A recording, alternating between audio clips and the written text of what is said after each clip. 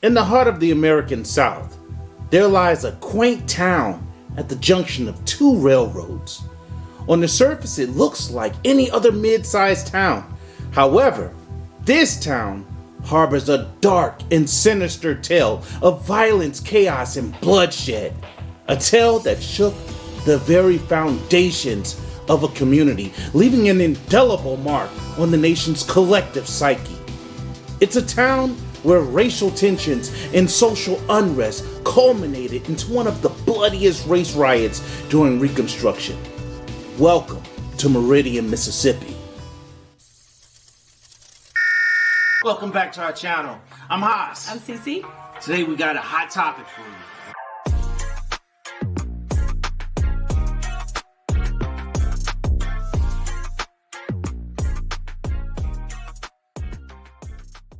In 1871, Meridian, Mississippi was home to a growing number of African American residents who were hopeful for the new life that freedom promised. For the first time in my life, my entire family was together.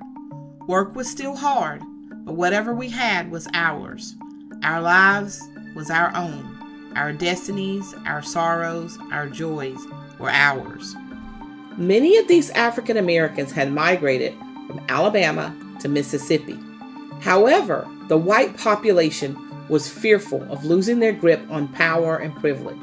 They met the dreams of the African Americans with brutal force, often employing tactics of intimidation, violence, and outright terrorism to maintain their white dominance. Before long, the peaceful streets of Meridian became a battleground where racial epithets and violent outbursts were commonplace. A sense of fear and unease hung heavy in the air. Racial tensions in Meridian were worsening every day. Daniel Price, a white Republican who settled in Livingston, Alabama, was the leader of the local Loyal League, an organization established to help former slaves transition to freedom. In February 1871, due to threats from local Ku Klux Klansmen, ended up moving to Meridian, Mississippi, and brought several freedmen with him. They hoped to find jobs in Meridian, which was a larger town. Adam Kennard was a half-black man from Livingston and a former slave bounty hunter. He had been deputized by the white Livingston Sheriff's Department and was sent to arrest the men who went with Price to Meridian. He took some KKK men with him and tried to force the freedmen to return to Alabama. The Republican city officials refused to cooperate with Kennard and his group as they informed him that they were outside of their legal jurisdiction. Young man, you should be ashamed of yourself rounding up your own people.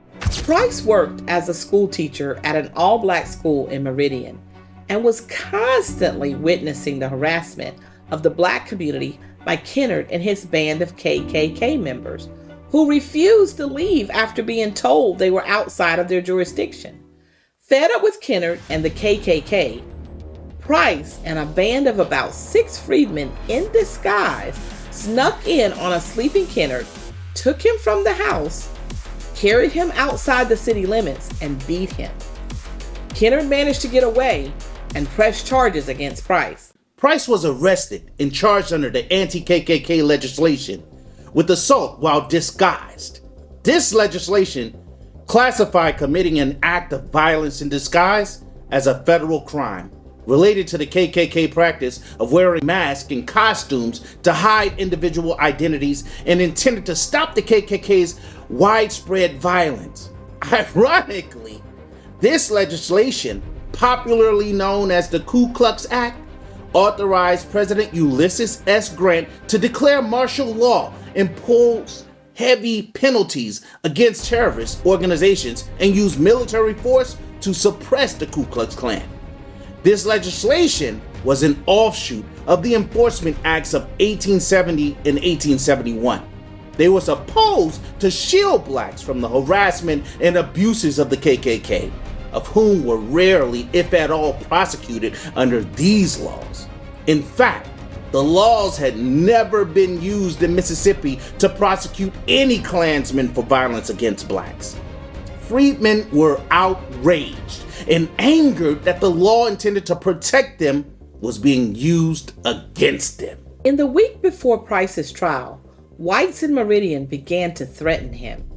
The freedmen were outraged that he'd been arrested in the first place, and when an armed party of about 50 white men came from Livingston to witness the trial, city officials became uneasy, and they postponed the trial for a week. During the Alabamians' visit to Meridian, the men arrested several freedmen who had migrated with Price to the city. They claimed the men had forfeited labor contracts and in some cases stolen money, and tensions on both sides continued to escalate. A second trial date for Price was set, but was also delayed due to the illness of one of the state witnesses for Kennard. Before the third trial date was set, city officials, fearing mass unrest, suggested to Mayor Sturgis to cancel Price's trial and force him to leave the city. Sturgis and other city officials made a deal with the prosecutors, and they freed Price on the condition that he leave the city. So early one morning, under the cover of a still darkened sky, Price was escorted out of Meridian. After Price's departure, tensions continued. There was 3 of them that came out of nowhere. I thought they was gonna kill me. My Lord. So given the unrest in Meridian, Mayor Sturgis requested federal troops. The troops arrived, but stayed only a few days. With no major violence, they were withdrawn as resources were limited. Since no local officials were willing to prosecute the Alabamians or other whites in the city, Sturgis began his own legal proceedings against some of the whites in the city. This move led to a renewed effort to remove Sturgis from office. Sturgis was growing more and more afraid of the escalating racial tensions. And fearing he would lose his seat, he sent several black advisors to the governor's office in Jackson, Mississippi, to help manage the situation in Meridian. When Sturgis's advisors returned to the city on Friday, March 3rd of 1871, they brought James Aaron Moore back with them. James Aaron Moore was a black Republican member of the Mississippi legislature from Lauderdale County. Moore called for a meeting the next day on March 4th at the county courthouse to make the case for keeping Sturgis in office. About 200 people showed up for the meeting, but only a few whites came. During the meeting, some of the black officials and townspeople criticized the white aggression towards the freedmen, and some officials even encouraged the freedmen to exercise self-defense. The meeting adjourned at sundown, after which William Clopton, one of Sturgis's advisors, organized several of the freedmen into an armed group. Some of them were armed with swords while others carried guns, but many of the freedmen avoided the demonstration altogether. You need to think ahead and get children. You don't need to get involved. We're citizens of this country. We need to take a stand. Even before the meeting at the courthouse, trouble was brewing. Whites shared rumors of seeing crowds of armed African Americans traveling to the city. One local store owner even reported overhearing a conversation that there will be a mob of people, both black and white, on the streets that night. And other white people were reporting that the blacks were planning an uprising to take over the city. This reinforced white fears and escalated tensions. Oh my God, they're gonna start slaughtering us. Don't worry, we're gonna fix this problem. When the whites heard about the courthouse meeting, they decided that Sturgis, Clopton, and Warren Tyler, another of Sturgis' advisors and speechmaker, should be forced to leave the city. They organized an armed search team to find them. About an hour after the meeting adjourned, a fire broke out in the business section of the city. The fire started on the second floor of a store owned by Theodore Sturgis, who was the mayor's brother. Although the cause of the fire was unknown, many people at the time thought the mayor was behind it. The fire was eventually put out, but not before 2/3 of the business district had been engulfed. The block had recently been rebuilt after being destroyed during the 1864 raid by General William Sherman. As the fire burned, Clopton was hit in the head with a shotgun barrel. Some witnesses thought he was killed, but he was only wounded. Hearing of the attack, the freedmen became enraged and began passing out guns. At the same time, groups of whites patrolled the streets as militias for the rest of the night, and whites appointed a committee to remove Mayor Sturgis from office. Rumors spread as wildly as the fire had. Whites said the blacks would burn the entire city down if they didn't do something about it. And the sheriff told Moore at his church on that Sunday morning that all black people in the city would be required to disarm. On the morning of March 6, the committee angrily rehashed the Daniel Price case and the alleged arson committed by Mayor Sturgis and their concerns about the black officials forming an armed militia. The committee's investigation concluded that Mayor Sturgis had set the fire, and they also created a resolution to arrest the 3 black officials and charged them with inciting a riot. Later that day, Clopton, Tyler, and Moore were arrested and brought to trial. Over 200 blacks and whites, including armed Klansmen, packed the courtroom at the Con Sheehan Courthouse, where the black leaders were put on trial. In general, the white people were situated towards the front, and the black people were in the back. Judge E.L. Bramlett was presiding over the trial. Just before the trial began, Tyler and Moore were taken into another room, and some reports say that Sturgis went in with them. Sturgis never returned to the courtroom, but when Tyler and Moore returned, several witnesses reported that Tyler had a pistol on his side. When the trial began, Warren Tyler, one of the accused, interrupted proceedings to contradict the testimony of a white witness named Jim Brantley. Brantley, enraged at being called a liar, grabbed the billy club that belonged to the city marshal and rushed towards Tyler. At that point, a shot rang out. Firearms were quickly drawn across the courtroom, and general shooting broke out. The shootout lasted somewhere between 1 and 5 minutes, and in the process, Judge Bramlett was killed, and Clopton was injured, and several bystanders were also killed. Tyler escaped the shootout, but was later chased down and shot to death by a white mob. Clopton was badly wounded and thrown out of the second-floor window of the courthouse during the shootout. He died later that night after his throat was cut while he was under the protection of white guards in the sheriff's office. Moore escaped to Jackson, Mississippi after being chased by a white mob.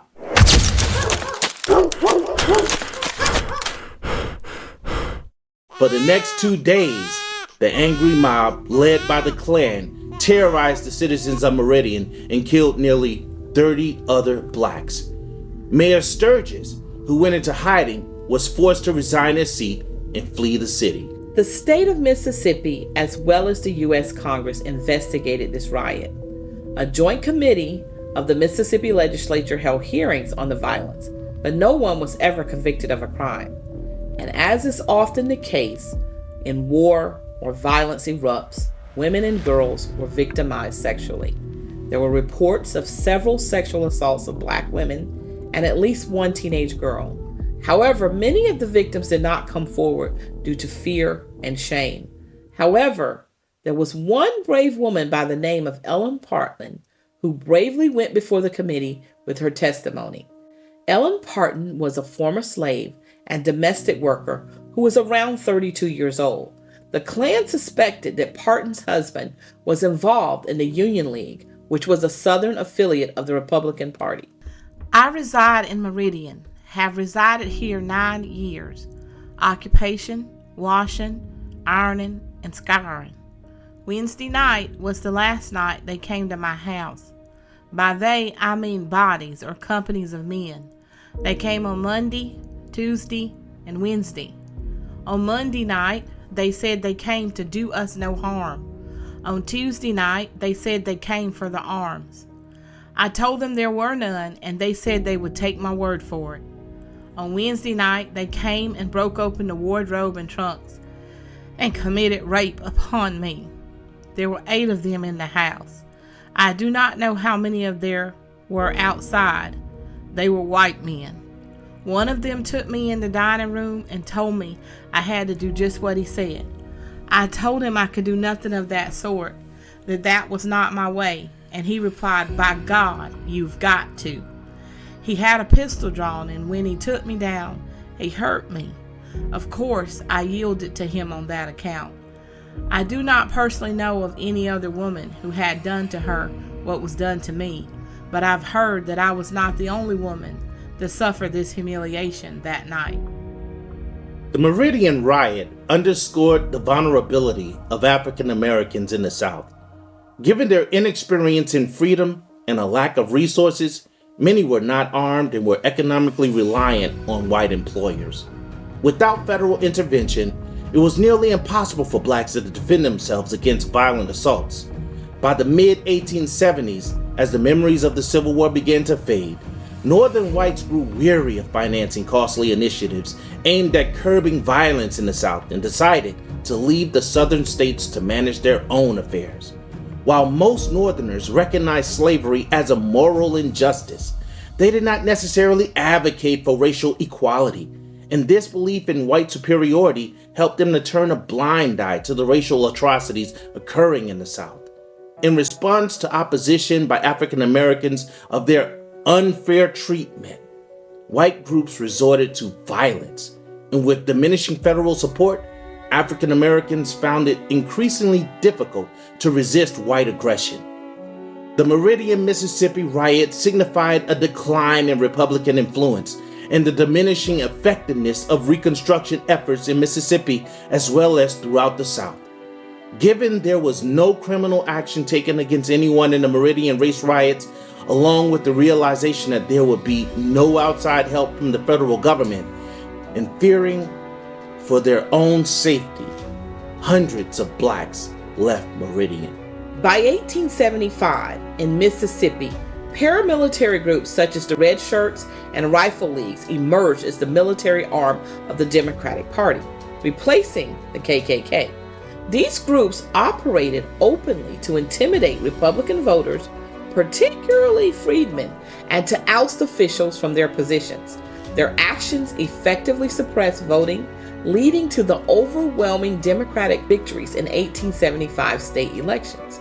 By the late 1870s, the Democratic Party has solidified control in Mississippi and other former Confederate states. With white control reestablished at the state level, conservative Democrats enacted electoral laws and constitutional amendments aimed at disenfranchising freed men and impoverished whites, resulting in their exclusion from the electoral process for many years. Mississippi was the first state to implement such an amendment in 1890, and its survival through a United States Supreme Court review encouraged other southern states to adopt similar measures, collectively referred to as the Mississippi Plan. Additionally, state legislatures enacted Jim Crow laws, which institutionalized racial segregation in public facilities. The aftermath of the Meridian riot saw a troubling increase in lynchings and violence against African Americans throughout the South. Racial violence, led by the Klan, spread throughout the South. The Meridian, Mississippi race riots, or massacres, serve as a grim reminder of the darkest corners of human history, where hatred, fear, and ignorance can lead to unspeakable atrocities.